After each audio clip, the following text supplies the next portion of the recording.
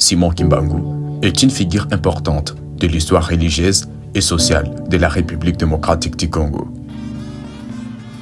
Simon Kimbangu est né le 12 septembre 1887 dans le village de Kamba, près de la ville de Tisville, dans ce qui était alors Congo belge.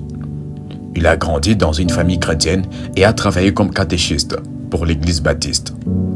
En 1921, Kimbangu a reçu une révélation divine lors d'une vision. Lui ordonna de prêcher la bonne nouvelle, de guérir les malades et de libérer les opprimés.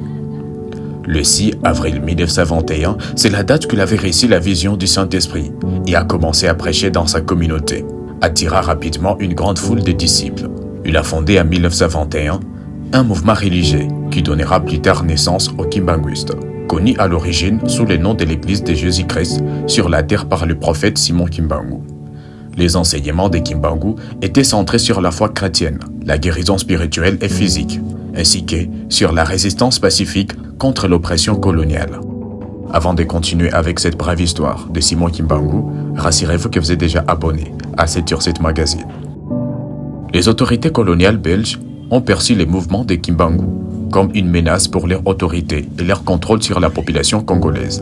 En 1921, Kimbangu a été arrêté et accusé de sédition.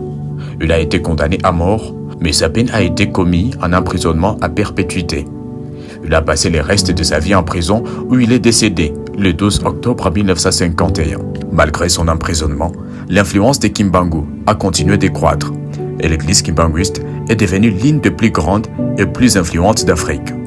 L'église kimbanguiste a joué un rôle important dans la lutte pour l'indépendance du Congo et continue d'être une force sociale et spirituelle importante dans la vie des Congolais.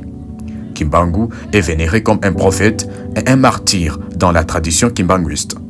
Et son message de foi, de guérison et de justice sociale continue d'inspirer des millions de fidèles à travers le monde. C'était sur cette magazine. Merci de nous avoir suivis.